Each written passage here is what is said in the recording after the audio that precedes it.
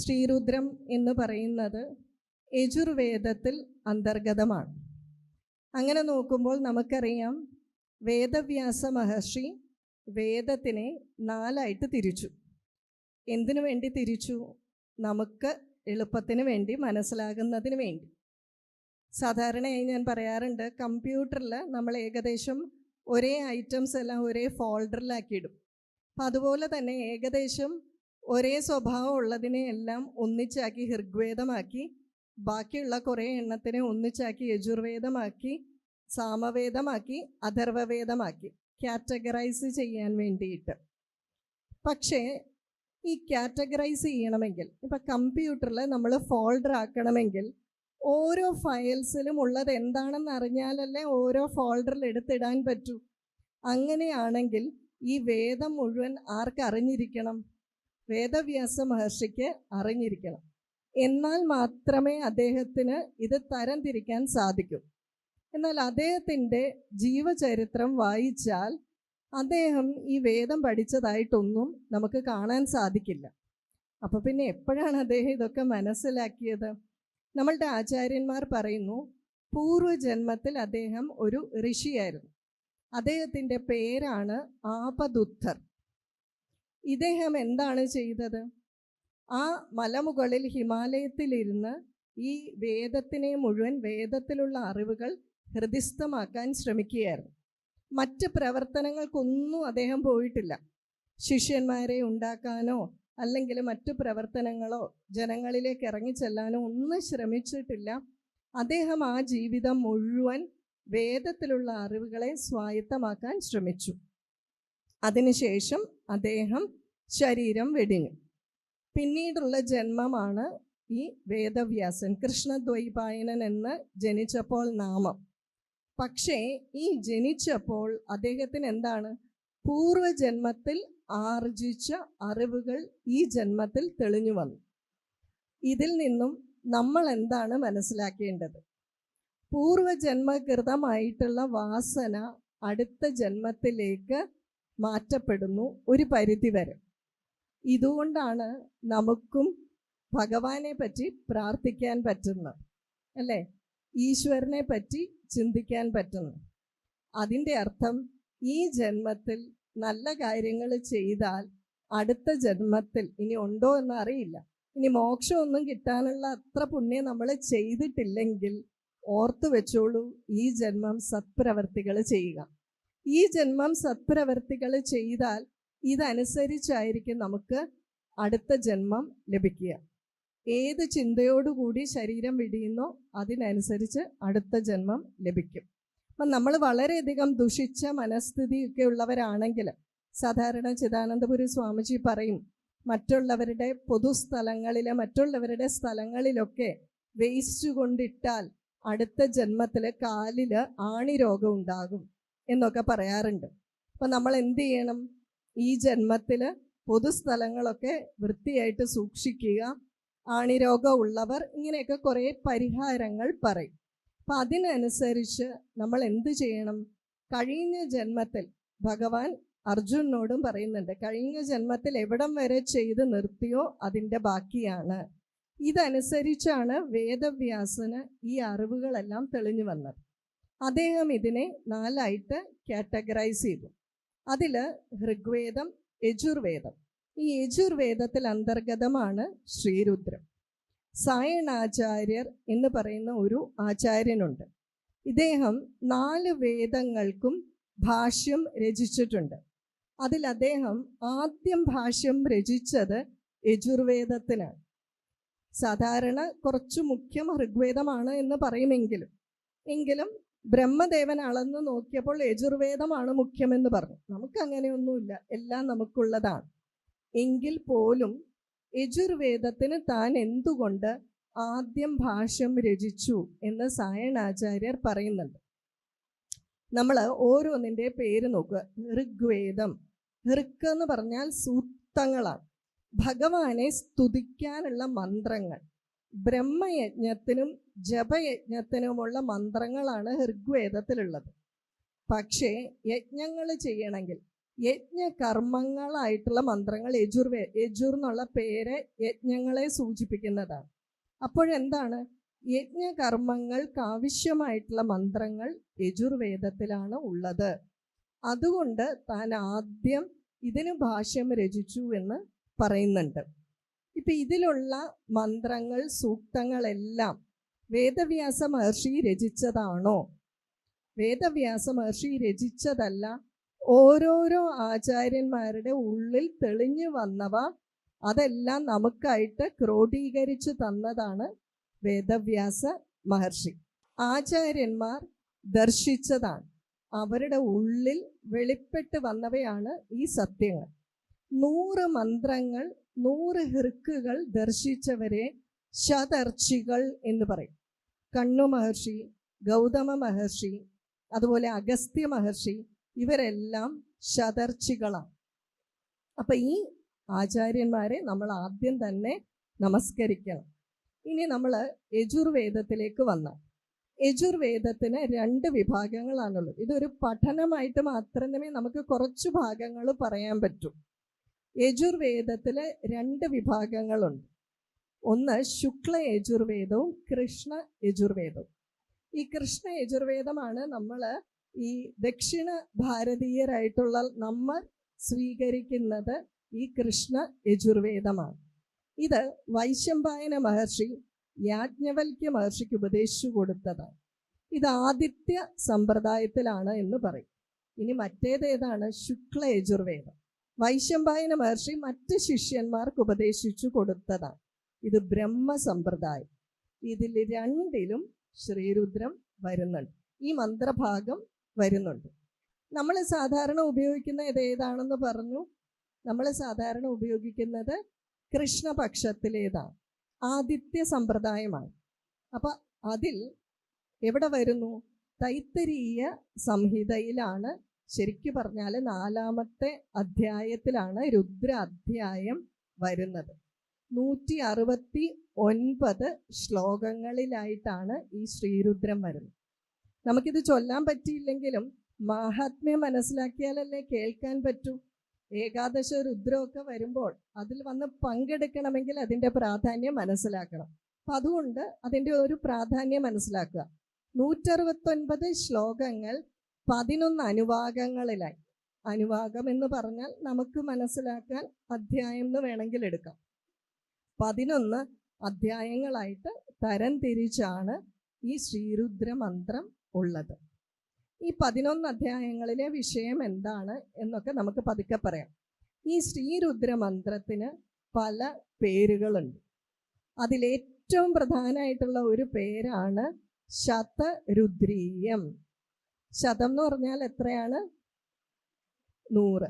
അതായത് ഈ ശ്രീരുദ്രത്തിൽ 100 രുദ്രന്മാരെ പറ്റി, 100 ദേവതകളെ പറ്റി പരാമർശിക്കുന്നുണ്ട്. ശതം രുദ്ര ദേവത അസ്യ എന്നാണ് പറയുന്നത്. ഈ ദേവന്മാർക്കൊരു പ്രത്യേകതയുണ്ട്. അവര് മന്ത്രങ്ങളിലൂടെയാണ് അഭിവ്യക്തരാകുന്നത്. അവര് മന്ത്രങ്ങളിലൂടെയാണ് അവർക്ക് സന്തോഷിക്കുന്നത്. ഈ ദേവന്മാർ മന്ത്രങ്ങളിലൂടെ സന്തോഷിച്ചാൽ അവരെന്ത് ചെയ്യും? നമ്മുടെ സന്ദേശം മഹേശ്വരിൽ എത്തിക്കും. അങ്ങനെ മഹാദേവന്റെ അനുഗ്രഹം നമുക്ക് ലഭിക്കും. ഇവിടെ 100 ദേവന്മാരെ പറ്റി 100 അവരുടെ പേരുകളുണ്ട്. 100 മന്ത്രങ്ങൾ ഉള്ളത് കൊണ്ട് ശതരുദ്രീയം എന്നിട്ടുള്ള ഒരു പേരുണ്ട്. മറ്റൊരു പേര് രുദ്രസംഹിത. കേൾക്കാവോ? പറഞ്ഞോട്ടെ. സംഹിത എന്നാൽ കൂട്ടം എന്നർത്ഥം. ഇവിടെ എന്താണ്? രുദ്രനാമങ്ങളുടെ, രുദ്രവിഷയങ്ങളുടെ ഒരു കൂട്ടമല്ലേ. അതുകൊണ്ട് രുദ്രസംഹിത എന്നുള്ള പേര്. രുദ്രപ്രശ്നം എന്നുള്ളൊരു പേരുണ്ട്. പ്രശ്നം എന്ന് പറഞ്ഞാൽ നമ്മൾ പറയുന്ന ജീവിത പ്രശ്നമല്ല, അന്വേഷണം. രുദ്രരഹസ്യത്തിലേക്കുള്ള അന്വേഷണം എന്നുള്ള അർത്ഥത്തിലും പേരുണ്ട്. ഇനി മറ്റൊരു പേരുണ്ട് നമകം.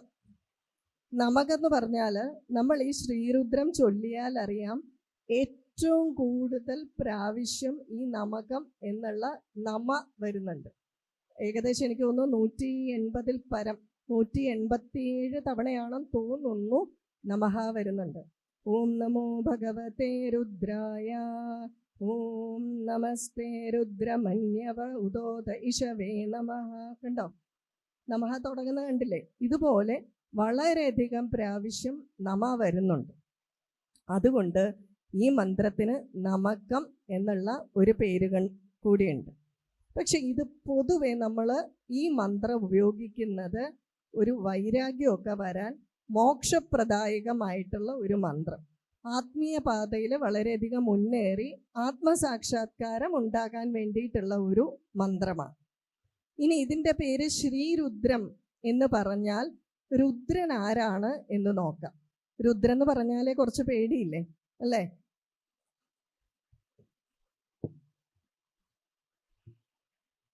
രുദ്രം എന്ന് കേൾക്കുമ്പോൾ തന്നെ നമുക്ക് രൗദ്രഭാവമൊക്കെയാണ് എന്ന് തോന്നൽ വരും.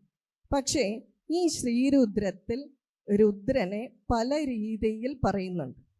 ശ്രീരുദ്ര മന്ത്രത്തിലെ ഏറ്റവും പ്രധാനപ്പെട്ട രുദ്രൻ എന്ന് പറയുന്നത് പരബ്രഹ്മത്തിനെയാണ്. മനസ്സിലായില്ലേ? ഇതിന് ഞാൻ ധാരാളം ഉദാഹരണങ്ങൾ പലയിടത്തും പറഞ്ഞിട്ടുണ്ട്. ലളിതാ സഹസ്രനാമം എടുത്താൽ അതിലെന്താ പറഞ്ഞിരിക്കുന്നത്? ലളിതാദേവിയാണ് ഈ പ്രപഞ്ചത്തിൻ്റെ എല്ലാം ആധാരം. ശിവസഹസ്രനാമം എടുത്തു നോക്കിയാലോ, മഹാദേവനാണ് ഈ പ്രപഞ്ചത്തിനെല്ലാം ആധാരം. വിഷ്ണു സഹസ്രനാമം എടുത്താൽ വിഷ്ണുവാണ് ഈ ജഗത്തിനെല്ലാം ആധാരം. പോയില്ലേ കാര്യം? ആകെ കൺഫ്യൂഷനായി. പക്ഷെ ഇവിടെ മനസ്സിലാക്കേണ്ടത് ലളിതാ സഹസ്രനാമത്തിലെ ലളിതാദേവി എന്ന് പറയുന്നത് പരബ്രഹ്മത്തിനെയാണ്. ശിവസഹസ്രനാമത്തിലെ ശിവൻ എന്ന് പറയുന്നത് പരബ്രഹ്മമാണ്. വിഷ്ണു സഹസ്രനാമത്തിലെ വിഷ്ണു എന്ന് പറയുന്നത് ആ പരബ്രഹ്മണവും വിശ്വം വിഷ്ണുർവ ഷഡ്കാരോ അല്ലേ? വിശ്വം എന്ന് പറഞ്ഞാൽ എല്ലായിടവും വ്യാപിച്ചു നിൽക്കുന്നത്. അപ്പോൾ പിന്നെ നേരത്തെ പറഞ്ഞത് ശരിയാവില്ലേ? എല്ലാത്തിൻ്റെ അർത്ഥം ബ്രഹ്മം.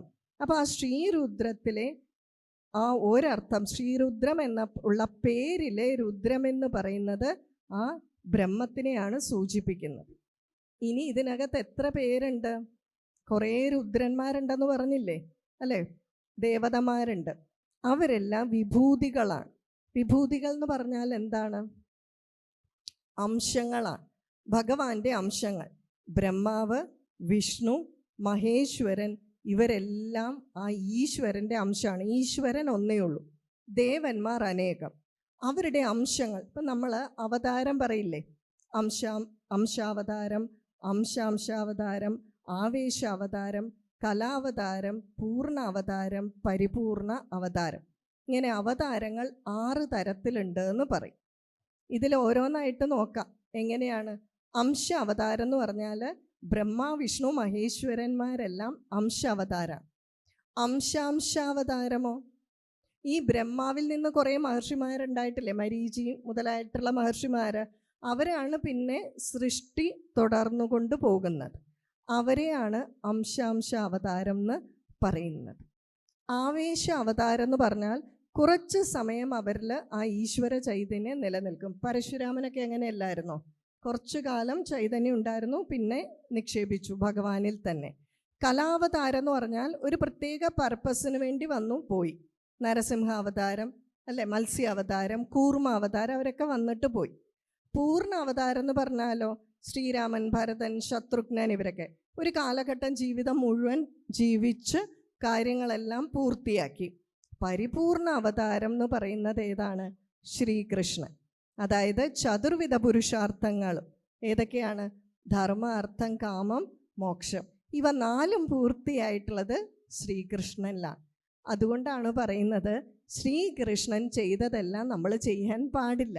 കാരണം എന്തുകൊണ്ടാണ്? ശ്രീകൃഷ്ണന് ചതുർവിധ പുരുഷാർത്ഥങ്ങൾ പൂർണ്ണമാണ്.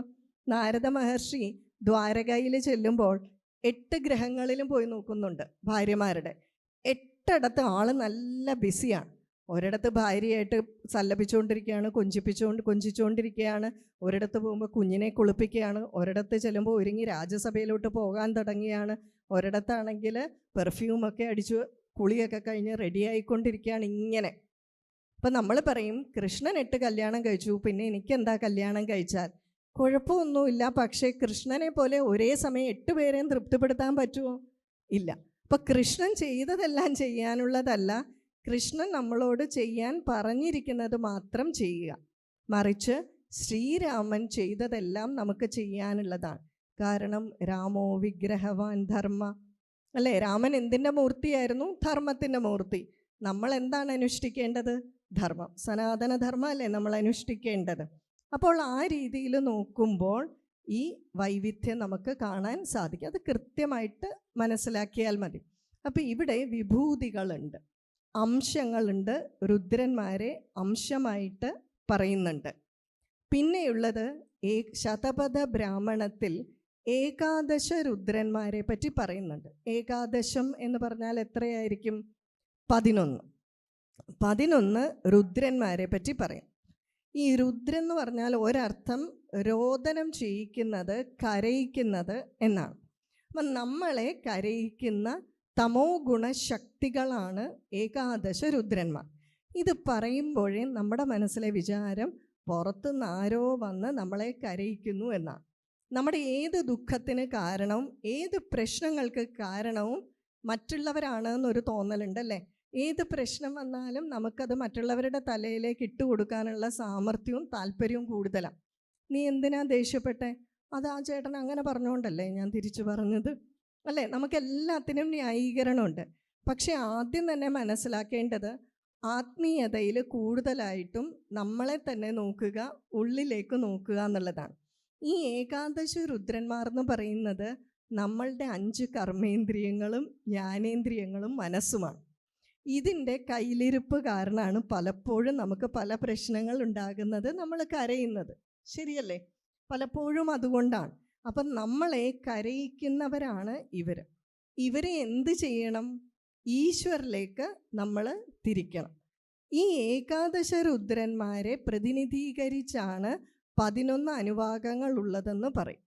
ഈ 11 അനുവാകവും ചൊല്ലുമ്പോൾ ഓരോ അനുവാകം ചൊല്ലുമ്പോഴും ഓരോ ദ്രവ്യം വെച്ച് അഭിഷേകമുണ്ട്. നെയ്യ്, തേന്, പാല് ഒക്കെയുള്ള അഭിഷേകമുണ്ട്.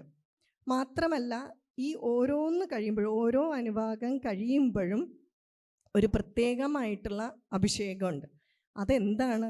ശരിക്കു പറഞ്ഞാൽ നമുക്ക് വേണ്ടത് ചിത്തശുദ്ധിയാണ്, അന്ധക്കരണ ശുദ്ധിയാണ്. നമ്മൾ ഇതെല്ലാം ചൊല്ലി പ്രാർത്ഥിച്ച് കഴിയുമ്പോൾ നമുക്ക് എന്ത് സംഭവിക്കുന്നു? ആ അമൃത് വർഷിക്കപ്പെടുന്നു, നമ്മളുടെ മനസ്സ് പരിശുദ്ധമാകുന്നു. നിങ്ങൾ ആ പൂജ ശ്രദ്ധിച്ചാൽ അറിയാം. ഓരോ അനുവാകവും ഒക്കെ ചൊല്ലി കഴിയുമ്പോൾ അവസാനം ഒരു ചെറിയ രീതിയിൽ അഭിഷേകം ചെയ്യും. അതായത് നമ്മൾ ഇത്രയും ചൊല്ലി ഭഗവാനോട് പ്രാർത്ഥിക്കുകയാണ്. പ്രാർത്ഥിക്കുമ്പോൾ നമ്മളുടെ മനസ്സ് നല്ല പരിശുദ്ധമായി, നല്ല ക്ലീനായി, കഴുകി നിർമ്മലമായിട്ടുള്ള മനസ്സായി അമൃത് നമ്മളിലേക്ക് വർഷിക്കപ്പെടുന്നു എന്നുള്ളതിൻ്റെ സങ്കല്പത്തിൽ. അപ്പോൾ ശരിക്കും ഇത് മനസ്സിലാക്കി നമ്മളൊന്ന് അത് പങ്കെടുക്കുകയാണെങ്കിലോ നമ്മുടെ മനസ്സിലേക്കും ആ ഒരു പരിശുദ്ധി കടന്നു വരും. അപ്പം അങ്ങനെ അഭിഷേകങ്ങളും എല്ലാം ചെയ്തിട്ടാണ് ഈ ചടങ്ങ് പൂർത്തിയാകുന്നത്. ഇനി ഇതിൽ തുടങ്ങുമ്പോൾ, ഈ ശ്രീരുദ്ര മന്ത്രം തുടങ്ങുമ്പോൾ എങ്ങനെയാണെന്ന് നോക്കാം. ഏതൊരു മന്ത്രവും ദർശിച്ച ഒരു ഋഷിയുണ്ട്. ശ്രീരുദ്ര മന്ത്രം ദർശിച്ചത് അഘോര ഋഷിയാണ്. ഛന്ദസ് അനുഷ്ടുപ് ഛന്ദസ്സാണ് ഇതിൻ്റെ ഛന്ദസ്സായിട്ട് പറയുന്നത്. ഇനി ഇതിൻ്റെ ആദ്യം ഒരു ധ്യാന ശ്ലോകമുണ്ട്. ആ ധ്യാന ശ്ലോകം നിങ്ങൾ ഒരു പക്ഷേ കേട്ടിട്ടുണ്ടായിരിക്കാം. ഓം ഗണാനാം ത്വാ ഗണപതിഗും ഹവാമഹി കവിം കവീനാമുപമശ്രവസ്തമം ജ്യേഷ്ഠരാജം ബ്രഹ്മണാം ബ്രഹ്മണസ്പത ആന ശൃണ്വന്നോതിഭിः സീദസാദനം. ഓം ശ്രീ മഹാഗണപതയേ നമഃ. ഇത് കേട്ട് കഴിഞ്ഞാൽ നമുക്ക് സാധാരണ ഗണപതിയുടെ പ്രാർത്ഥനയായിട്ട് തോന്നാം.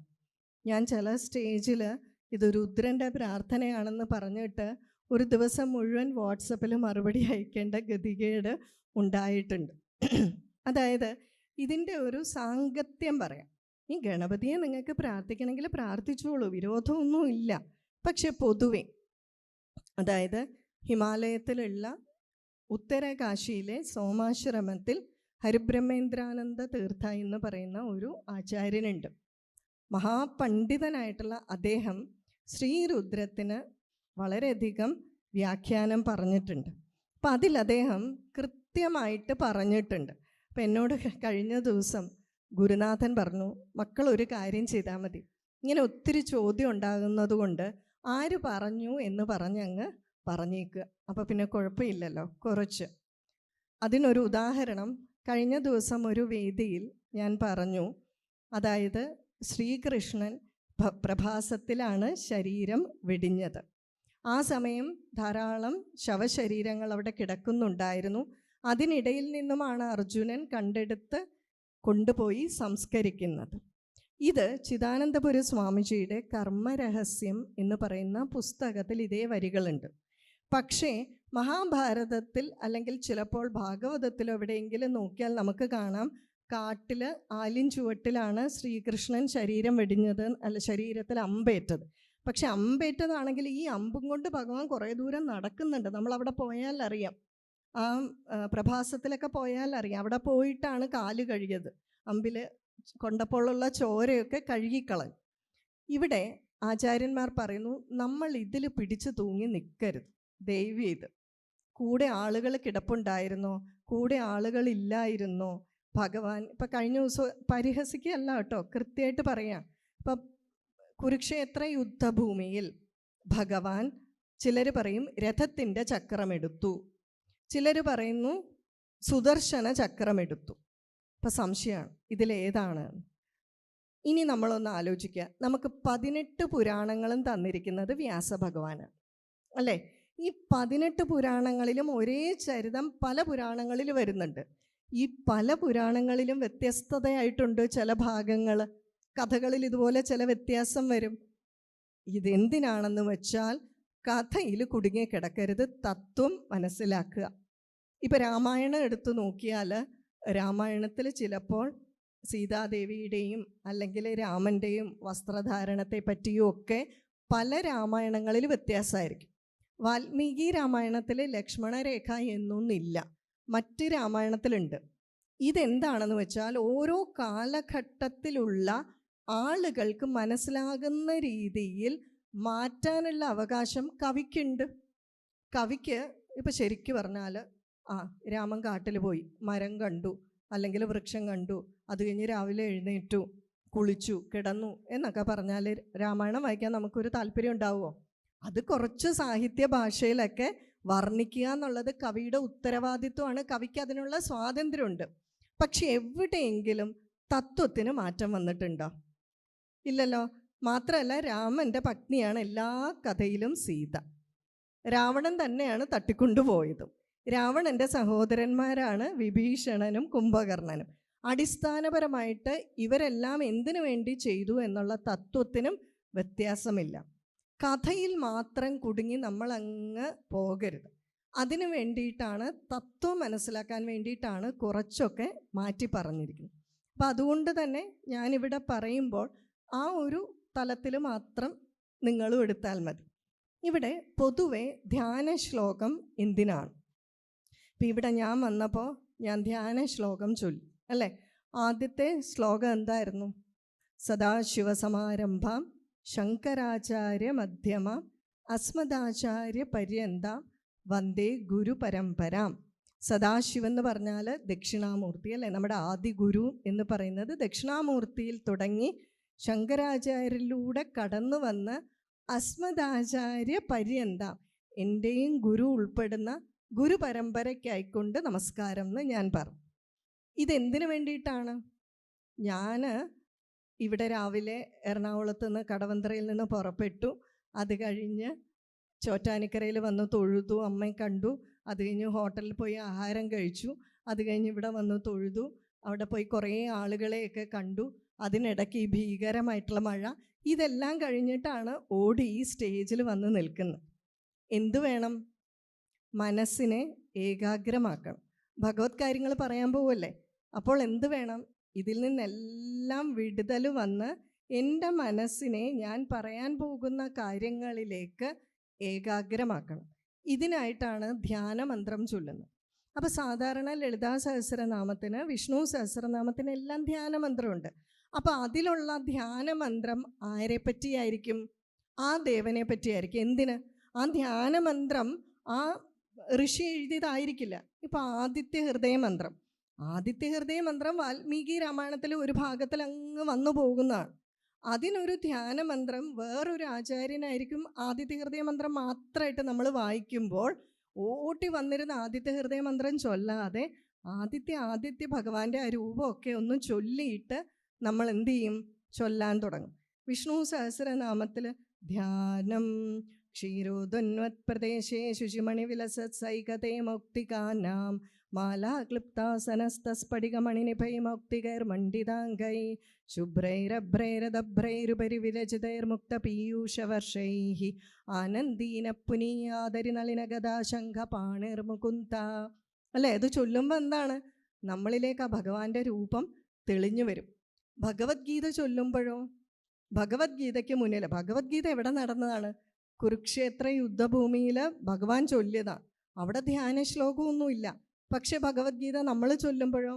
ഓം പാർത്ഥായ പ്രതിബോധിതാം ഭഗവതാം നാരായണേന സ്വയം, അല്ല, വ്യാസേന ഗ്രഥിതാം പുരാണമുനിനാം മധ്യേ മഹാഭാരതം എന്ന് പറഞ്ഞു ചൊല്ലും. ഇത് പറയപ്പെടുന്നത് മധുസൂദന സരസ്വതി സ്വാമികൾ എഴുതിയതാണെന്ന്. ഇതിനും പല അഭിപ്രായങ്ങളുണ്ട്. അവരെന്തിന് ധ്യാന ശ്ലോകം ഉൾപ്പെടുത്തിയിരിക്കുന്നു? നമ്മുടെ മനസ്സ് അതിലേക്ക് വരാനായിട്ടാണ്. ഞാൻ വീണ്ടും ഒരു ശ്ലോകം ചൊല്ലി, അത് ശരിക്കു പറഞ്ഞാൽ ശങ്കരാചാര്യരായിട്ടുള്ള മുൻപ് പൂർവാശ്രമത്തിൽ ഉറവങ്കര തിരുമേനി എന്ന് അറിയപ്പെട്ടിരുന്ന നടുവിൽമഠം അച്യുത ഭാരതി സ്വാമിയാർ ഭാഗവത ഉപദേശം തന്നപ്പോൾ എനിക്ക് ചൊല്ലിത്തന്ന മന്ത്രമാണ്. ഉപദേശം തരുമ്പോൾ ഏത് മന്ത്രം വേണമെങ്കിലും ചൊല്ലാം. അതായത് ഭാഗവതം ചൊല്ലാൻ ഒരു ഗുരു നമ്മളെ അധികാരിയാക്കുന്നതാണ്.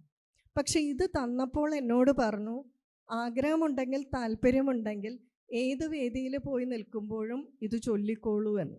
അപ്പം അത് ചൊല്ലുമ്പോഴെന്താണ്? എനിക്കും എൻ്റെ ഗുരുനാഥൻ ഉപദേശിച്ച് തന്ന മന്ത്രം ഞാൻ ചൊല്ലുന്നു എന്നുള്ള ഒരു മാനസികാവസ്ഥയിലേക്ക് വരും. ഗുരു പരമ്പര നമ്മൾ ഈ എന്താ പറയുക, അറിവുകൾ വല്ലതും നമ്മുടെ സ്വന്തമാണോ? ഒന്നുമല്ല. ഗുരു പരമ്പര നമുക്കായി തന്ന അറിവുകൾ തത്തമ്മേ പൂച്ച പൂച്ച എന്ന് പറയുന്ന പോലെ ഞാൻ നിങ്ങളിലേക്ക് പകരുന്നു, അത്രമാത്രം. അതിനാൽ തന്നെ ആ ഗുരു പരമ്പരയുടെ അനുഗ്രഹം ഉണ്ടെങ്കിലേ നമുക്കിത് പറയാൻ സാധിക്കൂ. അതിനു വേണ്ടി സ്മരിക്കുന്നു. അതുപോലെ തന്നെ ശ്രീരുദ്രം എന്ന് പറയുന്നത് ഈ സംഹിതാഭാഗത്തിലുള്ളതാണെങ്കിലും അത് മാത്രമായിട്ട് ചൊല്ലുമ്പോൾ അതിനൊരു ധ്യാന ശ്ലോകമുള്ളത് നല്ലതാണ്. അതിൽ രുദ്രനെ സ്തുതിച്ചുകൊണ്ട്, ഇനി അതല്ല ഗണപതിയെ സ്തുതിച്ചുകൊണ്ടാണെങ്കിൽ ഈ അർത്ഥം ശരിയാണ്. ഈ മന്ത്രം മാത്രമായിട്ട് ഗണപതിയുടെ സൂക്തങ്ങൾ ചൊല്ലുമ്പോൾ ചൊല്ലാം. കാരണം എന്താണ്? ഒന്നുകൂടി ചൊല്ലാം. ഓം, നിങ്ങളൊന്ന് ശ്രദ്ധിച്ചു, ഇവിടെ മുഴുവൻ ഗണപതിയുടെ ഗണ എന്ന് വരുന്നുണ്ട്. ഓം ഗണാനാം ത്വാ ഗണപതി ഗുംഹവാമഹേ കവിം കവീനാമുപമശ്രവസ്തമം ജ്യേഷ്ഠരാജം ബ്രഹ്മണാം ബ്രഹ്മണസ്പദ ആന ശൃണ്വന്നോതിഭിः സീദസാദനം. ഓം ശ്രീ മഹാഗണപതയേ നമഃ. ഓം ശ്രീ മഹാഗണപതയേ നമഃ എന്ന് പറഞ്ഞാൽ എന്താ? ഗണങ്ങൾക്കും അധിപനായിട്ടുള്ളവനെ, എല്ലാ ഗണങ്ങൾക്കും അധിപനായിട്ടുള്ളത് ആരാണ്? മഹാദേവനാണ്. മഹാദേവൻ തൻ്റെ ഗണങ്ങളെ നോക്കാനായിട്ട് ഏൽപ്പിച്ചിരിക്കുന്ന ആരെയാണ്? ഗണപതിയെയും സുബ്രഹ്മണ്യനെയും തൻ്റെ മക്കളെയൊക്കെ ഏൽപ്പിച്ചിട്ടുണ്ട്. അത് ഈ ഭഗവാന്റെ മാത്രം ഗണങ്ങളെയല്ല, നമ്മളെല്ലാവരെയും നോക്കാനുണ്ട്. കവികളിൽ ഏറ്റവും വലിയ കവിയായിട്ടുള്ളതും രാജാക്കന്മാരിൽ ഏറ്റവും വലിയ രാജാവായിട്ടുമുള്ള ആ ഭഗവാനെ ഞാൻ നമസ്കരിക്കുന്നു എന്ന് പറഞ്ഞിട്ടാണ് ഇത് തുടങ്ങുന്നത്. ഇനി ഒന്നാം അനുവാകത്തിൽ എന്ത് പറയുന്നു ഇത് നോക്കാം. ഒന്നാം അനുവാകത്തിന് ഒരു പ്രത്യേകതയുണ്ട്. അതിൽ നമ്മൾ ഭഗവാനെ പ്രാർത്ഥിക്കുകയാണ്, ഭഗവാനോട് പ്രാർത്ഥന ചെയ്യുകയാണ്. ഭഗവാനോടുള്ള പ്രാർത്ഥനയും സ്തുതിയും തമ്മിൽ വ്യത്യാസമുണ്ട്. സ്തുതി എന്ന് പറഞ്ഞാൽ കൂടുതൽ, സ്തുതിയും പ്രാർത്ഥനയാകാം, എങ്കിലും സ്തുതി എന്ന് പറഞ്ഞാൽ ഭഗവാനെ വർണ്ണിക്കുന്നതാണ്, കേശാദിപാദം പാദാദികേശ വർണ്ണനയൊക്കെ. പ്രാർത്ഥന എന്ന് പറഞ്ഞാൽ എന്താണ്? നമ്മൾ എന്തെങ്കിലും അഭ്യർത്ഥിക്കുന്നതാണ്, അല്ലേ? പ്രാർത്ഥിക്കുന്നതാണ്. നമ്മളുടെ ഒരു പ്രാർത്ഥന സമർപ്പിച്ചു. ഇതിൽ തുടക്കം എങ്ങനെയാണ്? ഓം നമോ ഭഗവതേ രുദ്രായ, ഓം നമസ്തേ രുദ്രമന്യവ ഉദോത ഇഷവേ നമഃ. ഇവിടെ ഭഗവാൻ പറയാണ് രുദ്രമന്യവ. ഭഗവാന്റെ രൂപം പറയാ, വളരെ ക്രോധരൂപിയായിട്ടുള്ള ഭഗവാനാണ്. ഭഗവാൻ വളരെ ക്രോധത്തിൽ നിൽക്കുകയാണെന്ന് തുടക്കത്തിൽ തന്നെ പറയുകയാണ്. ഭഗവാൻ എന്തിനാ എത്ര ക്രോധം?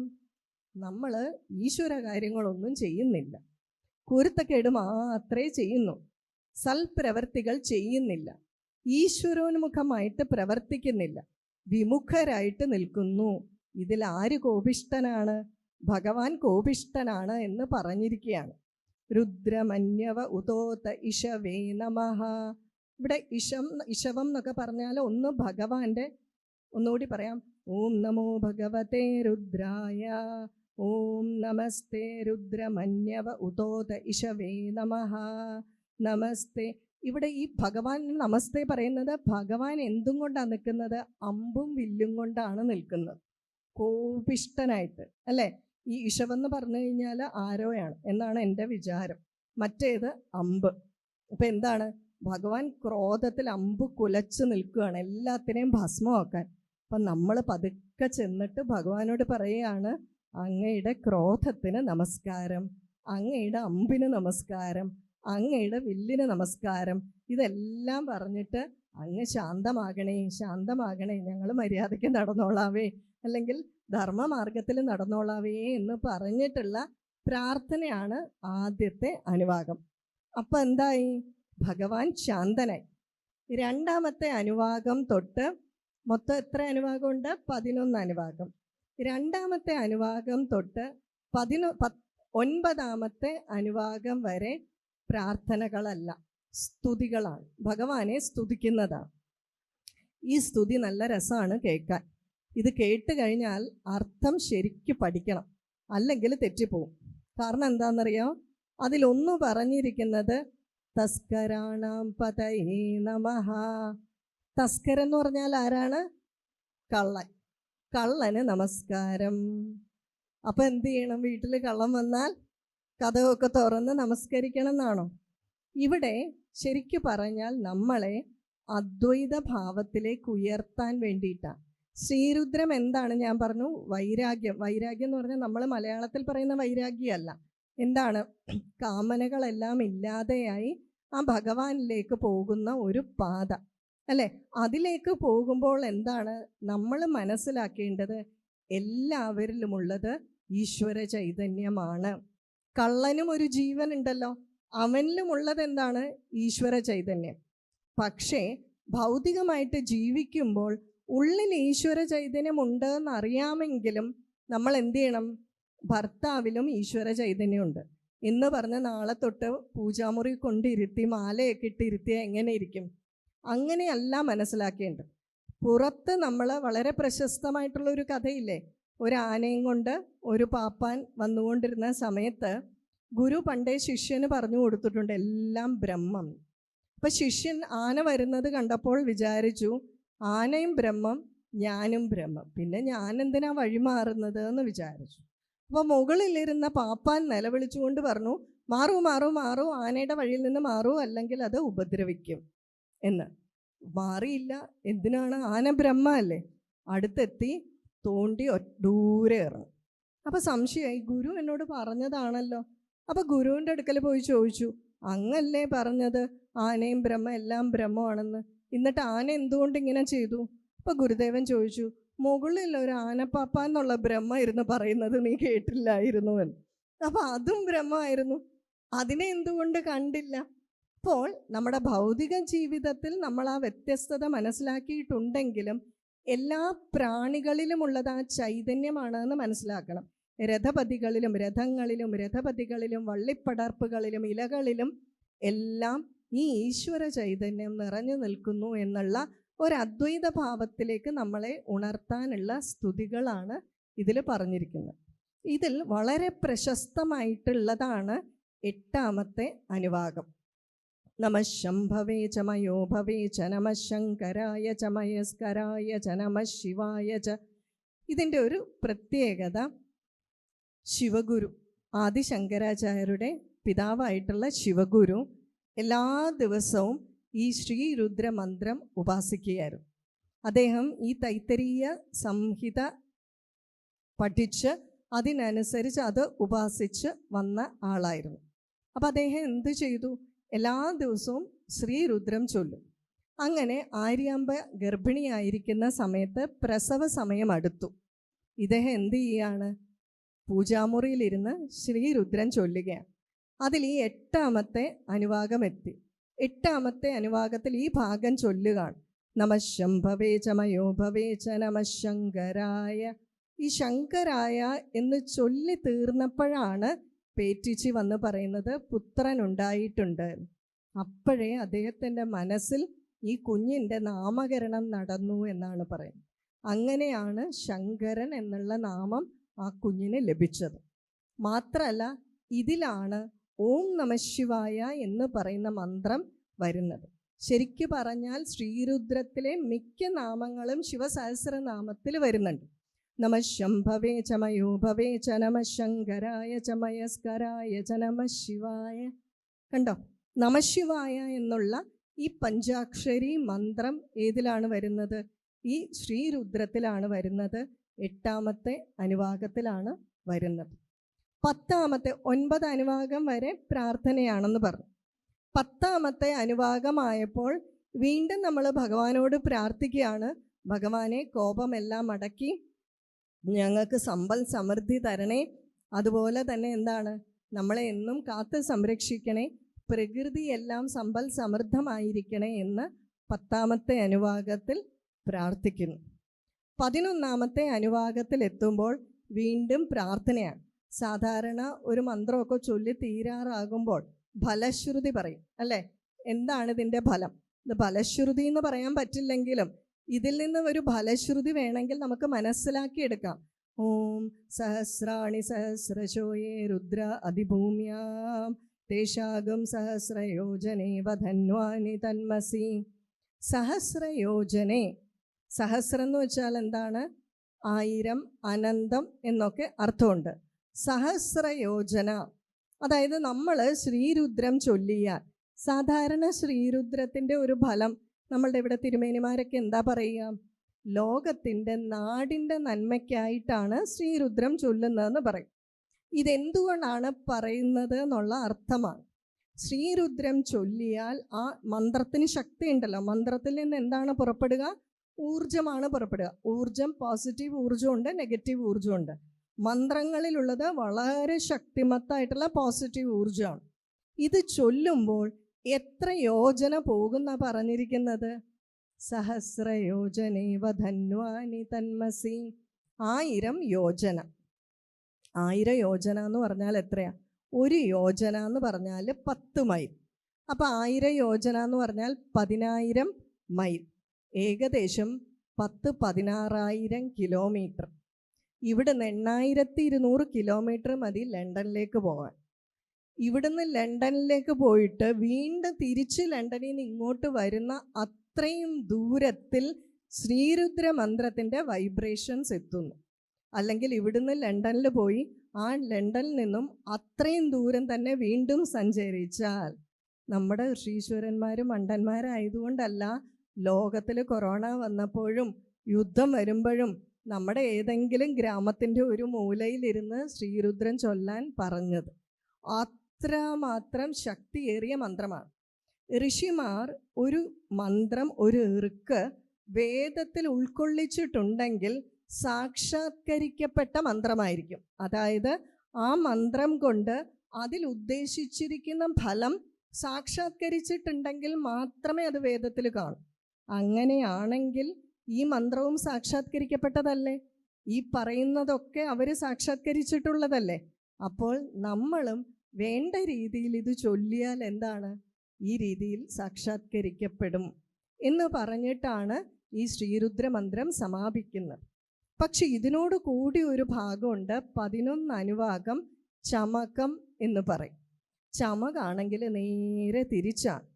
മുഴുവൻ ആഗ്രഹങ്ങളെപ്പറ്റി വർണ്ണിക്കുന്നതാണ്. എനിക്ക് ഗോതമ്പ് വേണം, ചാമ വേണം, അതുപോലെ സ്വർണം കെട്ടിയ കുതിരകളെ വേണം, മുഴുവൻ ആഗ്രഹങ്ങളാണ്. മുഴുവൻ ചമേ ചമേ എന്നാണ് തുടങ്ങുന്നത്. ഈ ചൊല്ലുന്നതിന് ഓം ശം ചമേ മയശ്ചമേ, ഇപ്പോൾ ഓർക്കുന്നില്ല കൃത്യമായിട്ട് ശ്ലോകങ്ങൾ. അപ്പം ഇങ്ങനെ മുഴുവൻ ചാ ചൊല്ലുന്നുണ്ട്. ഏകദേശം 300-ൽ പരം ആഗ്രഹങ്ങൾ ഇതിൽ പറയുന്നുണ്ട്. ഒന്ന് ആലോചിച്ച് നോക്കി. അതിന് ചിദാനന്ദപുരി സ്വാമിജി പറയും, പണ്ടത്തെ കാലമായതുകൊണ്ടാണ് ഗോതമ്പും ചാമയൊക്കെ ചോദിച്ചത്. ഇപ്പോഴാണെങ്കിൽ മൊബൈൽ ചമേ, ലാപ്ടോപ്പ് ചമേ, നമ്മുടെ കുട്ടികളാണ് ജപിക്കുന്നതിൽ ഇതൊക്കെ ആയിരിക്കും കൂടുതലായിട്ട് അല്ലേ ചോദിക്കുക എന്ന്. അപ്പം ഇതിനകത്ത് 300-ൽ പരം പ്രാവശ്യം ചമേ ചമേ എന്നുള്ളത് കൊണ്ട് ചമകം എന്ന് പറയും. ഇനി ഇത് സാധാരണ എങ്ങനെയാണ് ചൊല്ലാറുള്ളത് നോക്കാം. ഒറ്റ പ്രാവശ്യം സാധാരണയായിട്ട് നമകവും ചമകവും ചൊല്ലാറുണ്ട്, ഒരു പ്രാവശ്യം മാത്രം. അതായത് 11 അനുവാകം നമകം ചൊല്ലും, 11 അനുവാകം ചമകം ചൊല്ലും. ഇനി വേറൊരു തരത്തിലുണ്ട്. അതെങ്ങനെയാണെന്ന് വെച്ചാൽ ആദ്യം 11 അനുവാകം രുദ്രം ചൊല്ലും, അത് കഴിഞ്ഞ് ഒരു അനുവാകം ചമകം ചൊല്ലും. ഇതിന് പറയുന്ന പേരാണ് രുദ്രം. ഇത് 11 തവണ ആവർത്തിച്ചാൽ അതിന് രുദ്രി എന്നാണ് പേര്. രുദ്രി 11 തവണ ആവർത്തിച്ചാൽ അത് മഹാരുദ്രം. മഹാരുദ്രം 11 തവണ ആവർത്തിച്ചാൽ അതിരുദ്രം. കേട്ടിട്ടില്ലേ? പലയിടത്തും എഴുതി വെച്ചിരിക്കുന്നത് കേട്ടിട്ടില്ലേ? മഹാരുദ്രയജ്ഞം, അതിരുദ്രയജ്ഞം. ഇതിനൊരു കാര്യം ചെയ്താൽ മതി, അത്രയും ആളുകളെ ഇരുത്തിയാൽ മതി. മനസ്സിലായില്ല? അപ്പം അത്രയും ആവർത്തിക്കപ്പെടുമല്ലോ.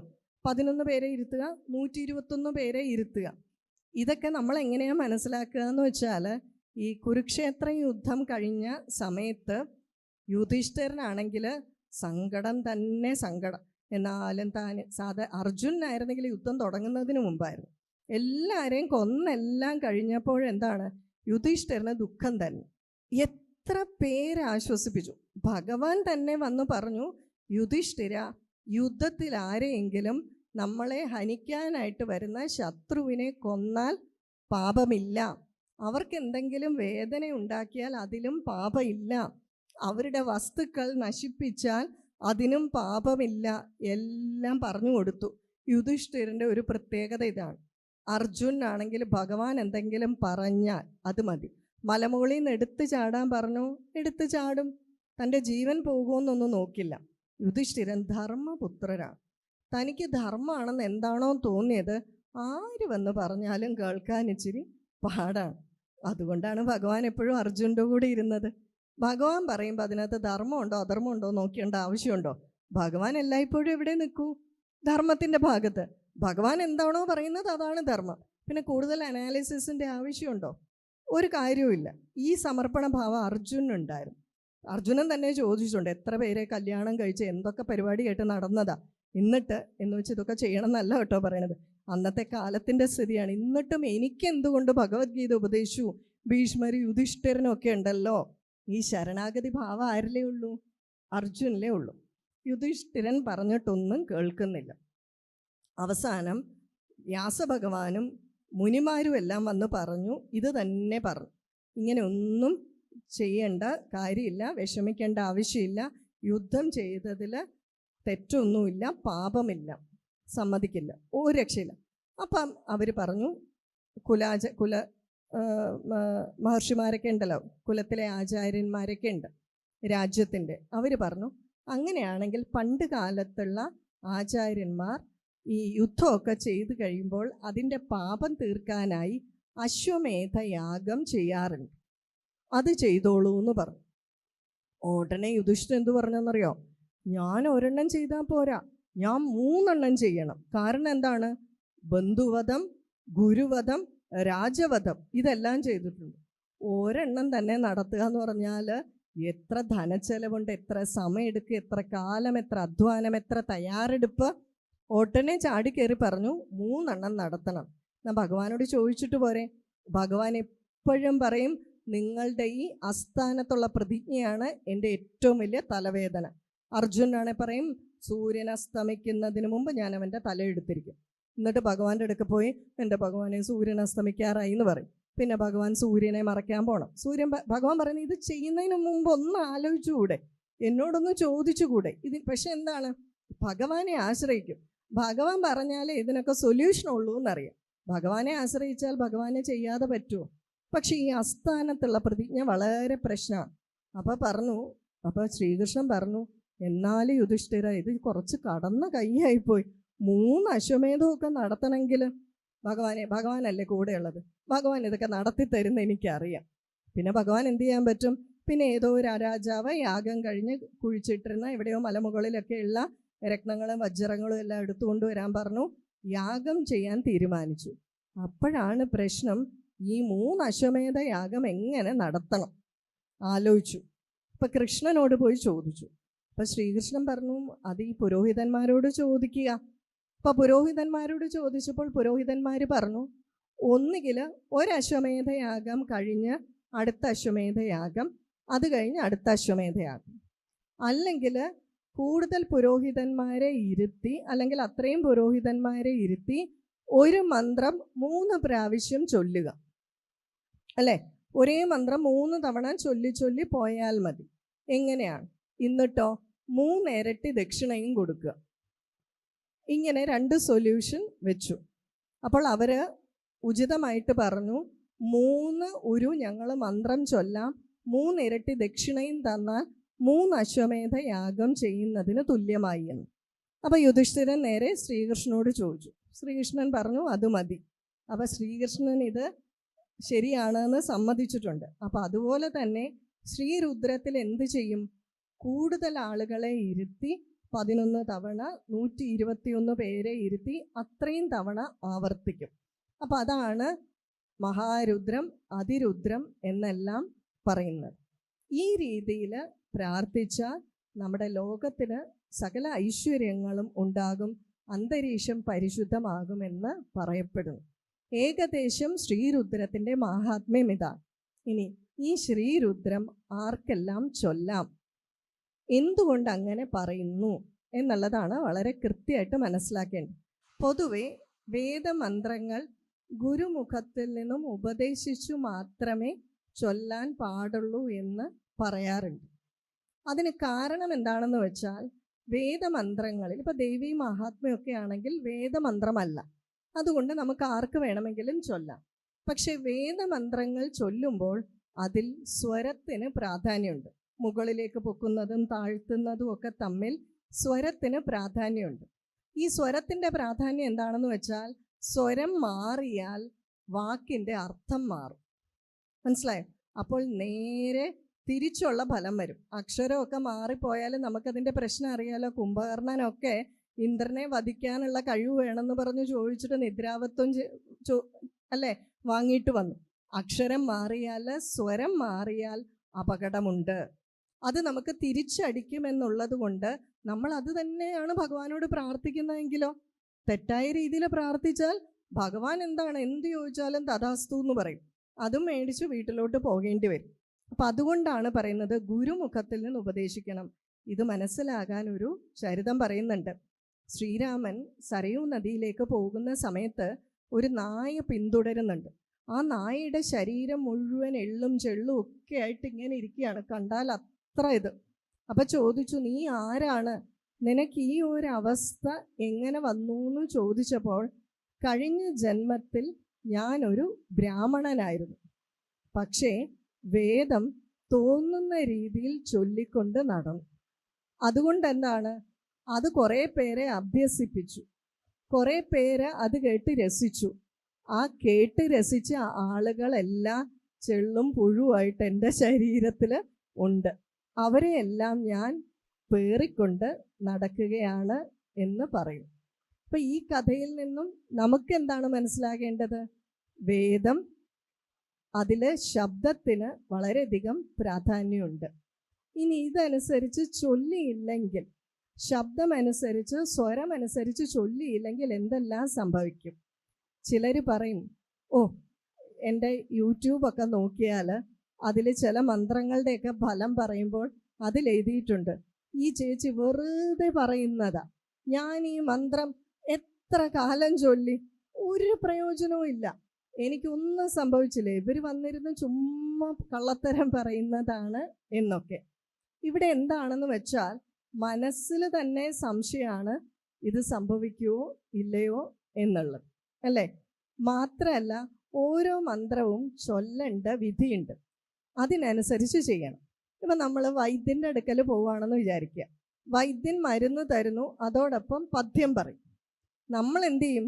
പഥ്യം ഒന്നും നോക്കില്ല, മരുന്നിൻ്റെ സമയമൊക്കെ കുറച്ച് തെറ്റിച്ച് കഴിക്കും. കുറേ കാലം കഴിയുമ്പോൾ എന്താണ്, വൈദ്യനെ കുറ്റം പറയും. വൈദ്യനെ എന്ത് പറയും? വെറുതെ ഞാൻ ഈ മരുന്നൊക്കെ കഴിച്ചു, ഒരു പ്രയോജനവും ഇല്ല. വൈദ്യനത് പറയുന്നതിന് പ്രത്യേക കാരണം ഉണ്ടായിരിക്കും.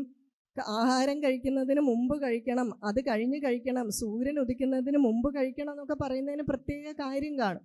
നമുക്കത് മനസ്സിലാവില്ല. അതിന് പഥ്യം നോക്കാതെ കഴിച്ചിട്ട് മന്ത്രത്തിനെ കുറ്റം പറഞ്ഞിട്ട് കാര്യമില്ല. അപ്പം അതുകൊണ്ട് തന്നെ ഓരോ മന്ത്രവും ചൊല്ലണമെങ്കിൽ അതിന് ചില വിധികളുണ്ട്. ആ രീതിയിൽ തന്നെ ചൊല്ലണം. അതുകൊണ്ട് കേട്ട് ചൊല്ലാൻ പാടില്ല. അതിന് എന്താണ് ചെയ്യുന്നതെന്ന് വെച്ചാൽ, ഈ വേദമന്ത്രങ്ങൾ മുദ്രയുടെ രൂപത്തിൽ ചൊല്ലാൻ സാധിക്കും. അപ്പം ഇത് പഠിക്കുന്ന കാലത്ത് വീണ്ടും വീണ്ടും ചൊല്ലി പഠിക്കണമല്ലോ. അപ്പം ഈ കുട്ടികൾ അല്ലെങ്കിൽ മുതിർന്നവരൊക്കെ ബസ്സിലൊക്കെ ഇരിക്കുമ്പോൾ അവർ ചൊല്ലി പഠിക്കും. പക്ഷെ ഇത് ആളുകൾ കേട്ട് തെറ്റിച്ചു ചൊല്ലാനുള്ള സാധ്യതയുണ്ട്. അപ്പം ഞാനൊക്കെ എൻ്റെ കുട്ടിക്കാലത്ത് വിഷ്ണു സഹസ്രനാമത്തിലെ എന്ന് വെച്ചാൽ നമ്മൾ കേൾക്കണ്ടെന്നല്ല, വിഷ്ണു സഹസ്രനാമത്തിലെ വരികളൊക്കെ മുത്തശ്ശനും മുത്തശ്ശിയും ചൊല്ലി കേട്ട് പലതും പഠിച്ചു. പക്ഷേ വേദമന്ത്രങ്ങൾ കേട്ടോളൂ, പക്ഷേ അത് സ്വരമനുസരിച്ച് ചൊല്ലണം. അപ്പം അങ്ങനെ ആരും അതിനെ ദുർവിനിയോഗം ചെയ്യണ്ട എന്ന് വിചാരിച്ച് അവരെ മുദ്രകളിലൂടെ ഒരു ശ്ലോകം ചൊല്ലും, അതിന് മറുപടിയായിട്ട് മുദ്രയിൽ ചൊല്ലും. ഇങ്ങനെയുള്ളവർ വളരെ കുറച്ച് ഇന്നുള്ളൂ. പക്ഷേ ഈ വേദമന്ത്രങ്ങൾ ശരിയായ രീതിയിൽ ചൊല്ലിയില്ലെങ്കിൽ ബ്രഹ്മഹത്യാ പാപമുണ്ട് എന്നാണ് പറയുന്നത്. ഈ ബ്രഹ്മഹത്യാ പാപം എന്താണ് എന്ന് നോക്കാം. ബ്രഹ്മഹത്യാ പാപം എന്ന് പറഞ്ഞാൽ പാപങ്ങളിൽ ഏറ്റവും വലിയ പാപമാണ് ബ്രഹ്മഹത്യാ പാപം. ഇതിന് പല അർത്ഥമുണ്ട്. നമ്മുടെ ഉള്ളിലെ ആ ബ്രഹ്മ തേജസ്സിനെ നശിപ്പിക്കുന്നു. ശരിയല്ലേ? വേദം തെറ്റായ രീതിയിൽ ചൊല്ലിയ നമ്മുടെ ഉള്ളിലെ ബ്രഹ്മ തേജസ്സിനെ നശിപ്പിക്കുകയാണ്. മാത്രമല്ല അടുത്ത തലമുറയ്ക്കും ദോഷം വരും. നമ്മളിനി അടുത്ത തലമുറ ഇത് പഠിപ്പിച്ചാലോ, തെറ്റായ രീതിയിൽ അടുത്ത തലമുറയിലേക്ക് ഇത് പകർന്നു പോകുന്നു. നമ്മുടെ തേജസ്സും പോകുന്നു, അടുത്ത തലമുറയിലേക്കും തെറ്റായ രീതിയിൽ പോകുന്നത് കൊണ്ട് എത്രയോ തലമുറയെ ബാധിക്കുന്നതായതുകൊണ്ട് ഏറ്റവും വലിയ ദോഷമാണ് ബ്രഹ്മഹത്യ പാപം. ഇതുകൊണ്ടാണ് നമ്മളോട് പല കർമ്മങ്ങളും ശ്രദ്ധിച്ച് ചെയ്യാൻ പാടുള്ളൂ എന്ന് പറയുന്നു. ഇനി ഞാൻ ഇതിനോടനുബന്ധിച്ച് ഒരു വിഷയം പറയാൻ പോവുകയാണ്. കുറച്ച് വിവാദമായിട്ടുള്ള ഒരു വിഷയമാണ്. ഞാൻ പറഞ്ഞു തീരുന്നത് വരെ ക്ഷമയോടുകൂടി കേൾക്കുക. അതിനുശേഷം ശരിയോ തെറ്റോ എന്നൊക്കെ നിങ്ങൾ തീരുമാനിച്ചോളുക. കേട്ടല്ലോ? ഞാൻ ആചാര്യന്മാർ പറഞ്ഞ അറിവുകൾ നിങ്ങളിലേക്ക് പങ്കുവെക്കുന്നു എന്ന് മാത്രം. പൊതുവെ ഇന്ന് കൂടുതലായിട്ടും ഗോത്ര പറഞ്ഞ് പൂജ ചെയ്യുന്ന ഒരു സമ്പ്രദായം നമ്മുടെ അടുക്കൽ കുറവാണ്, അല്ലേ? പലർക്കും തങ്ങളുടെ ഗോത്രം എന്താണെന്ന് അറിയില്ല. എന്തുകൊണ്ടാണ് ഈ ഗോത്രം വെച്ചിരുന്നത്? ഇന്നത്തെ സയൻസ് അനുസരിച്ച് നമുക്കറിയാം, ബന്ധുക്കളായിട്ടുള്ളവർ ചില പ്രത്യേക ബ്ലഡ് ഗ്രൂപ്പിലുള്ളവർ തമ്മിൽ വിവാഹം കഴിക്കാൻ പാടില്ല. സ്കൂളിൽ പഠിച്ചിട്ടില്ലേ ഇത്?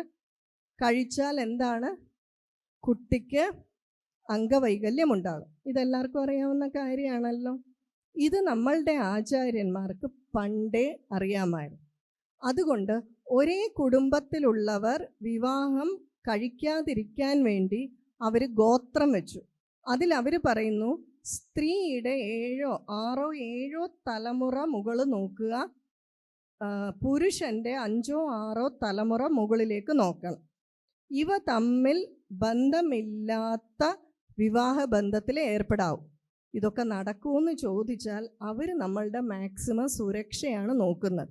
ആത്യന്തികമായി ഋഷീശ്വരന്മാർ നമ്മുടെ നല്ലതിന് വേണ്ടിയിട്ടാണ് പ്രവർത്തിക്കുന്നതെന്ന് മനസ്സിലാക്കണം. അപ്പം അതുകൊണ്ട് ഗോത്രം ചൊല്ലും. അപ്പം ഗോത്രം ഓരോ പരമ്പരയും ചൊല്ലുന്നതിന് കാരണം എന്താണ്? ഞാൻ ഏത് ഗോത്രത്തിൽ വന്നാന്ന് അറിയണമെങ്കിൽ എല്ലാ ചടങ്ങിലും ഗോത്രം ചൊല്ലിയാലല്ലേ എൻ്റെ കുഞ്ഞ് കേട്ടു പഠിക്കൂ, ആ കുഞ്ഞിൻ്റെ കുഞ്ഞ് കേട്ടു പഠിക്കൂ. അതുകൊണ്ട് എല്ലാ മന്ത്രത്തിലും ഈ ഗോത്രം പറയുന്നത് ഉൾപ്പെടുത്തി. ഈ രാഷ്ട്രപതി ഭവനിൽ ഈ കുതിരപ്പുറത്തൊക്കെ ഇരിക്കുന്ന 6 അടി പൊക്കമുള്ളവരെ കണ്ടിട്ടില്ലേ? രജപുത്ത് കുടുംബത്തിൽ നിന്നുള്ളവരാണ് അവർ. അവരെന്താണ് ചെയ്യുക എന്ന് വെച്ചാൽ, അവരുടെ കുടുംബത്തിൽ വ്യത്യസ്ത ഗോത്രങ്ങളിൽ നിന്നുള്ളവരെ മാത്രമേ അവർ വിവാഹം കഴിക്കൂ. അവരുടെ ജാതിയിലായിരിക്കും വ്യത്യസ്ത ഗോത്രങ്ങൾ. ഇത് പുറത്തറിയാൻ കാരണം അവരെ മാത്രമേ രാഷ്ട്രപതി ഭവനിൽ ഈ ജോലിക്കായിട്ടെടുക്കൂ. പക്ഷെ ഇത് പുറത്തറിയാൻ കാരണം ആ കുടുംബത്തിലെ ഒരു പെൺകുട്ടി വേറൊരു വിഭാഗത്തിൽപ്പെട്ട ഒരാളെ വിവാഹം കഴിച്ചു. ആ കുട്ടി വളരെയധികം പീഡനങ്ങൾ ഏറ്റുവാങ്ങേണ്ടി വന്നു. അതിൽ നമുക്ക് വിഷമമുണ്ട്. ആ കുട്ടിയെ പക്ഷെ അവർ പുറത്താക്കി. കാരണം അവരുടെ അടുത്ത തലമുറയുടെ ജീൻ ഫാക്ടറി എഫക്റ്റ് ചെയ്യും. ഈ 6 അടി പൊക്കത്തിലും ഈ വണ്ണത്തിലും ഈ ഭംഗിയിലും ഈ ശാരീരിക സൗന്ദര്യത്തിലും ബുദ്ധിയിലും ഉണ്ടാകണമെങ്കിൽ ഈ കുടുംബത്തിലെ ജീൻസ് തമ്മിൽ ചേരണം. നമ്മളുടെ എല്ലാവരുടെയും കാര്യം ഇങ്ങനെയല്ലേ? അച്ഛൻ്റെ അമ്മയുടെയും ജീൻ അനുസരിച്ചാണല്ലോ നമ്മുടെ പൊക്കവും വണ്ണവും ശബ്ദവും എല്ലാം, അല്ലേ? ഇത് വളരെ വലിയൊരു ഫാക്ടറാണ്. അതുകൊണ്ട് തന്നെ നമ്മുടെ രാജ്യത്തിലെ അറിവുകൾ സുരക്ഷിതമായിട്ട് നിൽക്കാനും ഇതുകൊണ്ട് നമ്മളുടെ ഇവിടെ വലിയ പ്രശ്നം ഉണ്ടായിട്ടില്ല. ബാക്കിയുള്ളിടത്ത് എന്താണെന്ന് വെച്ചാൽ വംശനാശം വന്നിട്ട് ഈ സമ്പത്തെല്ലാം അന്യാധീനപ്പെട്ടു പോയി. ഈ ഗൾഫ് കുടുംബങ്ങളിലൊക്കെ നമ്മുടെ രാജ്യത്ത് പണ്ട് തൊട്ടേ ഈ ഗോത്രവും ആചാരങ്ങളും ഇങ്ങനെയുള്ളതൊക്കെ വെച്ചിരുന്നത് കൊണ്ട് ഈ വ്യത്യാസം ഇല്ല. മാത്രമല്ല, കൂടുതലായിട്ടും ബ്രാഹ്മണരോട് വേദമന്ത്രങ്ങൾ ചൊല്ലാൻ പറഞ്ഞു. ചിലർക്ക് ഈ ബ്രാഹ്മണരെന്ന് കേൾക്കുന്നതേ അലർജിയാണ്. ശരിക്കും പറഞ്ഞാൽ ശ്രീമദ് ഭഗവത്ഗീതയിൽ വളരെ കൃത്യമായിട്ട് പറഞ്ഞിട്ടുണ്ട്, ചാതുർവർണ്ണ്യമയാ സൃഷ്ടം ഗുണകർമ്മ വിഭാഗശ. ഗുണവും സ്വഭാവവും കയ്യിലിരിപ്പും അനുസരിച്ചാണ് ബ്രാഹ്മണൻ. വളരെ നല്ല സ്വഭാവവും ഒക്കെയുള്ള ശാന്ത സ്വഭാവം ഉള്ളവരാണെങ്കിൽ ബ്രാഹ്മണനാണ്. പക്ഷെ നമ്മളത് പറയുന്നില്ല. ഇന്ന് ജാതി വ്യത്യാസങ്ങളുണ്ട്, നമ്മളതിനെ സ്വീകരിക്കുന്നു. പക്ഷേ അവരെ എന്തുകൊണ്ട് ബ്രാഹ്മണർ എന്ന് പറയുന്നു? ഈ ബ്രാഹ്മണരെ ജാതിപ്പം എന്നെയൊക്കെ തമിഴ് ബ്രാഹ്മണ കുടുംബത്തിൽ ജനിച്ചു എന്ന് പറയും. ഞാനെങ്ങാനും എൻ്റെ സരിത അയ്യർന്ന് പേര് വെച്ചാൽ എത്ര പേര് അതിൻ്റെ അടിയിൽ വന്ന് ചീത്ത പറയുന്നറിയോ? ഞാൻ എൻ്റെ അച്ഛൻ്റെ പേര് മാറ്റണോ? എൻ്റെ അച്ഛൻ്റെ പേര് സരിത അനന്ത പത്മനാഭ അയ്യർ എന്നാണ്. പക്ഷെ പലർക്കും ഇതിനോട് വളരെ ദേഷ്യമാണ്.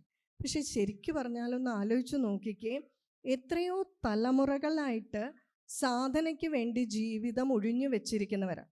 അപ്പം ഞങ്ങളുടെയൊക്കെ എത്രയോ തലമുറ മത്സ്യമാംസാദികൾ കഴിക്കാറില്ല, അല്ലേ? ആ ജീൻ ഫാക്ടർ ട്രഡീഷൻ പിന്തുടരാൻ വേണ്ടി ജീവിതം മുഴുവൻ പൂജയ്ക്കും സാധനയ്ക്കുമായിട്ട് മാറ്റിവെച്ചവരാണ്, അല്ലേ? അതുകൊണ്ട് അവരിൽ സാത്വിക ഭാവം കൂടുതലായിരിക്കും. മലദ്വാരത്തിൽ സ്വർണം കടത്തുന്നവരോ പീഡിപ്പിക്കുന്നവരോ കൊലപാതകം നടത്തുന്ന എത്ര നമ്പൂതിരിമാരുടെ പേര് പത്രത്തിൽ കാണാൻ സാധിക്കും? ശരിയല്ലേ? ഇതിൻ്റെ അർത്ഥം നമുക്കും അങ്ങനെയാകാം. കാരണം ചാതുർവർണ്ണ്യം മയാ സൃഷ്ടം ഗുണകർമ്മ വിഭാഗശ. ജാതിയൊക്കെ വന്നുപോയി, ഇനിയിപ്പോൾ നമുക്ക് എന്ത് ചെയ്യാൻ പറ്റും? പക്ഷെ ഭഗവാൻ പറഞ്ഞിട്ടുണ്ട്, ബ്രാഹ്മണനാകണമെങ്കിൽ സാത്വിക സ്വഭാവം മതി. നല്ല ശാന്തമായ സ്വഭാവവും ഭഗവത് കഥകൾ കേൾക്കാൻ താല്പര്യവും കുരുട്ട് സ്വഭാവം ഒന്നുമില്ലാതെ അസൂയയും കുശുമ്പും ഒക്കെ മാറ്റി ദേഷ്യമൊക്കെ മാറ്റി വെച്ചാൽ നമ്മളും ബ്രാഹ്മണനാണ്. ആ രീതിയിൽ നമുക്കും ബ്രാഹ്മണനാകാൻ സാധിക്കും. അങ്ങനെയുള്ള ബ്രാഹ്മണൻ മദ്യം സേവിച്ചാൽ ബ്രഹ്മഹത്യാ പാപമാണ്. അങ്ങനെയുള്ള ബ്രാഹ്മണൻ മാംസം സേവിച്ചാൽ ബ്രഹ്മഹത്യാ പാപമാണ്. അങ്ങനെയുള്ള ബ്രാഹ്മണൻ വേദത്തെ തെറ്റായ രീതിയിൽ ചൊല്ലിയാൽ ബ്രഹ്മഹത്യാ പാപമാണ്. ഇനിയിപ്പോൾ ഇതിൻ്റെ കാര്യം നിങ്ങൾക്ക് മനസ്സിലാവും. ഇത്രയും കാലം തലമുറകളായി തുടർന്നു വന്ന ഒരു ജീൻ ഫാക്ടർ ഉണ്ട്. ഈ ബ്രാഹ്മണൻ മാംസം കഴിക്കുന്നതോടുകൂടി എന്തിനെ അഫക്റ്റ് ചെയ്യും? ജീൻ ഫാക്ടറിനെ അഫക്റ്റ് ചെയ്യില്ല. അയാളുടെ സ്വഭാവം മാറില്ലേ? വളരെ രജോ ഗുണമൊക്കെ ആയിട്ട് മാറും. അത് അടുത്ത തലമുറയെ ബാധിക്കും. അതുകൊണ്ട് തലമുറകൾക്ക് ദോഷം ചെയ്യുന്ന ഒരു പ്രവൃത്തി അദ്ദേഹം ചെയ്തു. അതുകൊണ്ട് തന്നെ ഇവർക്ക് റിസ്ക്കും കൂടുതലാണ് ജീവിതത്തിൽ. ബ്രഹ്മഹത്യാ പാപം, മാംസം കഴിച്ചാൽ, മദ്യം കഴിച്ചാൽ, അതുപോലെ വേദങ്ങളെ തെറ്റായ രീതിയിൽ ഉച്ചരിച്ചാൽ അതിനും ബ്രഹ്മഹത്യാ പാപമുണ്ടാകുമെന്ന് പറയുന്നു. മനസ്സിലായില്ലേ? അപ്പോൾ വെറുതെ അല്ല നമ്മളുടെ ആചാര്യന്മാർ പറഞ്ഞിരിക്കുന്നത്. തെറ്റായ രീതിയിൽ ചൊല്ലിയാൽ അടുത്ത തലമുറയിലേക്ക് ഇത് തെറ്റായ രീതിയിൽ പകർന്നു കൊടുക്കും. അതുകൊണ്ട് നമ്മളോട് പറഞ്ഞു, ആഹാരം സാത്വികമാക്കുക, വളരെ സാത്വികമായിട്ടുള്ള ആഹാരം കഴിക്കുക എന്ന് പറഞ്ഞു. ആഹാരം സാത്വികമാക്കിയാൽ തന്നെ നമ്മുടെ സ്വഭാവത്തിന് വ്യത്യാസം വരും. അപ്പം നമ്മളുടെ ഉപനിഷത്തിൽ പറയുന്നില്ലേ, ഉദ്ദാലകനും ശ്വേതകേതുവും തമ്മിലുള്ള സംഭാഷണം. മകനെ വിദ്യാഭ്യാസത്തിന് ഗുരുകുലത്തിൽ അയച്ചു. തിരിച്ചു വന്ന് വിദ്യാഭ്യാസം എല്ലാം കഴിഞ്ഞ് കാലുമേ കാലം കയറ്റി ഇരിക്കുകയാണ്. അപ്പോഴേ അച്ഛന് മനസ്സിലായി ഒന്നും പഠിച്ചിട്ടില്ല എന്ന്. പക്ഷേ അച്ഛൻ വിചാരിച്ചു ഒന്ന് കാര്യങ്ങൾ മനസ്സിലാക്കി കൊടുക്കണം. കുറച്ച് ദിവസം മോനെ ഒന്ന് ആഹാരം കഴിക്കാതെ ഇരിക്കൂ പറഞ്ഞു. എന്താണെങ്കിലും അനുസരിച്ചു. അത് കഴിഞ്ഞ് പറഞ്ഞു, മോൻ ആ പഠിച്ച വേദമന്ത്രങ്ങളൊക്കെ ഒന്ന് ചൊല്ലൂ. അച്ഛാ തല നിൽക്കുന്നില്ല, ആഹാരം കഴിച്ചിട്ടില്ല 10-12 ദിവസമായിട്ടേ, ഒന്നും ഓർമ്മ വരുന്നില്ല എന്ന് പറഞ്ഞു. അപ്പോൾ പറഞ്ഞു, എന്നാൽ പോയി ആഹാരം കഴിക്കൂ. കൃത്യമായിട്ട് 1-2 ദിവസം ആഹാരമൊക്കെ കഴിച്ചപ്പോൾ ബുദ്ധിയെല്ലാം തെളിഞ്ഞു, ചൊല്ലാൻ തുടങ്ങി. അപ്പം നമ്മളുടെ മനസ്സും ബുദ്ധിയും ചിന്തയും എല്ലാം എന്തിനെ ആശ്രയിച്ചാണ് ഇരിക്കുന്നത്? നമ്മൾ കഴിക്കുന്ന ആഹാരത്തിനെ. ഇനി ഈ ആഹാരത്തിൻ്റെ സ്വഭാവം അനുസരിച്ച് സ്വഭാവം മാറും. എന്തുകൊണ്ടാണ് മദ്യം സേവിക്കുന്നയാൾ ഡാൻസ് കളിക്കുന്നത്? അതുപോലെ നമ്മൾ ആരെങ്കിലും ഡാൻസ് കളിക്കുന്നുണ്ടോ? ഉള്ളിപ്പോയ സാധനത്തിൻ്റെ സ്വഭാവം കാണിക്കുന്നു. അപ്പം അതുകൊണ്ട് തന്നെ എത്രയും നമ്മുടെ സനാതന ധർമ്മത്തിൽ മാംസഭക്ഷണം വർജ്യമാണെന്ന് പറഞ്ഞിട്ടില്ല. പക്ഷേ ആധ്യാത്മിക പാതയിൽ മുന്നേറണമെങ്കിൽ, സാത്വിക പാതയിൽ മുന്നേറണമെങ്കിൽ എന്തു വേണം? സാത്വികമായിട്ടുള്ള, അങ്ങനെ ഒരു ലക്ഷ്യമുള്ളവർക്ക് സാത്വികമായിട്ടുള്ള ആഹാരം കഴിക്കണം. ഇതിൽ തന്നെ വളരെയധികം സാധനാ പദ്ധതികളുണ്ട്. പക്ഷേ നമ്മളുടെ വിചാരം ഇതൊക്കെ ചുമ്മാ ആചാര്യന്മാർ പറഞ്ഞിരിക്കുന്നതാണ് എന്നാണ്. നമ്മൾ പ്രാക്ടീസ് ചെയ്യാതെ നമുക്ക് എങ്ങനെ മനസ്സിലാകും? വൈശ്വാനര വിദ്യ എന്ന് പറയുന്ന ഒരു വിദ്യയുണ്ട്. അപ്പം ഇതുകൊണ്ടാണ് പറയുന്നത് വേദമന്ത്രങ്ങൾ ബ്രാഹ്മണരെ ചൊല്ലാൻ പാടൂ, ഗായത്രി മന്ത്രങ്ങൾ കൂടുതലും സാത്വികരായിട്ടുള്ളവർ ചൊല്ലണം എന്നൊക്കെ പറയുന്നതിന് കാരണം എന്താണെന്ന് വെച്ചാൽ ആ ഉള്ളിൽ കിടക്കുന്ന ആഹാരത്തിൻ്റെ സ്വഭാവം കാണിക്കുകയും. അപ്പം ഈ മന്ത്രത്തിന് ശരിയായ ഫലം വരണമെങ്കിൽ അതിന് കുറേ പഥ്യം പറഞ്ഞിട്ടുണ്ട്. ഗായത്രി മന്ത്രം ചൊല്ലുന്നവർ മത്സ്യമാംസാദികൾ ഉപയോഗിക്കരുത്, അല്ലേ? സ്വഭാവം മാറും, അതിൻ്റെ ഫലം ഉണ്ടാവില്ല, മുമ്പ് പറഞ്ഞതുപോലെ. അതുകൊണ്ട് കൂടുതലും ഇങ്ങനെയുള്ള ആളുകളോട് ചൊല്ലാൻ പറഞ്ഞിരിക്കുന്നു എന്ന് മാത്രം. നിങ്ങൾ സ്വഭാവം കൊണ്ട് ബ്രാഹ്മണനാണെങ്കിൽ, കർമ്മം കൊണ്ട് ബ്രാഹ്മണനാണെങ്കിൽ, ഗുണം കൊണ്ട് ബ്രാഹ്മണനാണെങ്കിൽ ഇത് ചൊല്ലുന്നതിൽ യാതൊരു തെറ്റുമില്ല. ഈ ആഹാര കാര്യത്തിൻ്റെ സാധനയിൽ മുന്നേറുമ്പോൾ വൈശ്വാനര വിദ്യ എന്ന് പറയുന്ന ഒരു വിദ്യയുണ്ട്. അതെന്താണെന്ന് വെച്ചാൽ ശ്രീകൃഷ്ണൻ ഇത് ഉപാസിച്ചിരുന്നു. ശ്രീകൃഷ്ണൻ എന്താ ചെയ്തത്? ദ്രൗപദിയെ പരീക്ഷിക്കുന്നതിനായിട്ട് ദുർവാസാവ് മഹർഷിയും കൂട്ടരും എത്തി, അല്ലേ? ദ്രൗപദിക്ക് ഒരു അക്ഷയപാത്രമുണ്ട്. അതിൽ നിന്നും ദ്രൗപദി ഭക്ഷണം കഴിച്ചാൽ പിന്നെ ആർക്കും അതിലൊന്നും ഉണ്ടാവില്ല. ദ്രൗപദി ഭക്ഷണം കഴിക്കുന്നത് വരെ ദുർവാസാവ് മഹർഷി നോക്കിയിരുന്നു. ഭക്ഷണം കഴിച്ചു കഴിഞ്ഞപ്പോൾ ദുർവാസാവ് മഹർഷി എത്തി. ദ്രൗപദി ആരെ വിളിച്ചു? ഭഗവാനെ വിളിച്ചു. ഭഗവാൻ ഓടി വന്ന് നോക്കിയപ്പോൾ ഇവർ കുളിക്കാൻ പോയിരിക്കുകയാണ്, ദുർവാസാവ് മഹർഷിയൊക്കെ. ഭഗവാൻ പറഞ്ഞു, ആ അക്ഷയപാത്രം ഇങ്ങോട്ട് തരൂ. നോക്കിയപ്പോഴെന്താണ്? അതിനകത്തൊരു വറ്റുണ്ടല്ലേ, ചീരയില എന്തോ പറയും. ഭഗവാൻ അതെടുത്ത് സേവിച്ചു. സേവിച്ചപ്പോൾ എന്ത് സംഭവിച്ചു? എല്ലാവരുടെയും വയറ് നിറഞ്ഞു. ഇത് ശരിക്കു പറഞ്ഞാൽ വൈശ്വാനര വിദ്യ എന്ന് പറയും. ഈ വൈശ്വാനര വിദ്യ അഭ്യസിക്കുന്നവർ ഒരു വറ്റെടുത്ത് കഴിച്ചാൽ പ്രപഞ്ചത്തിലെ സകല ഭൂതങ്ങളുടെയും വിശപ്പ് മാറും, ആഹാരം കഴിച്ചതായിട്ട് സാധിക്കും. ഇത് കേൾക്കുമ്പോഴേ നമുക്കൊക്കെ തോന്നും ഇതൊക്കെ വല്ലതും നടക്കുന്ന കാര്യമാണോ? ഇത് നമുക്ക് ചിന്തിക്കാൻ കാരണം ഈ സാധനാ പദ്ധതി ഒരു തുള്ളി പോലും നമ്മൾ പരീക്ഷിച്ച് നോക്കിയിട്ടില്ല, ഇതിനായിട്ട് ശ്രമിച്ചു നോക്കിയിട്ടില്ല. എത്രയോ സാധനാ മാർഗങ്ങളിലൂടെ കടന്നേ പറ്റൂ. ഞാൻ എല്ലായ്പ്പോഴും പറയുന്ന ഒരു ഉദാഹരണമുണ്ട്, PT ഉഷയുടേത്. നമുക്ക് സാധിക്കാത്തതൊന്നും മറ്റാർക്കും സാധിക്കില്ല എന്നാണ് നമ്മുടെ വിചാരം. അതുകൊണ്ട് വൈശ്വാനര വിദ്യ ഇല്ല, യോഗികൾക്ക് സിദ്ധിയില്ല, ഇതൊക്കെയാണ്. നമ്മുടെ മനസ്സ് വായിക്കാൻ ആർക്കും കഴിവില്ല, ഇതൊക്കെയാണ് തോന്നൽ. അങ്ങനെയാണെങ്കിൽ PT ഉഷ ഓടിയിട്ടില്ല. ഞാൻ എപ്പോഴും പറയും, PT ഉഷ ഓടുന്ന പോലെ നമുക്ക് ആർക്കെങ്കിലും ഓടാൻ പറ്റുമോ?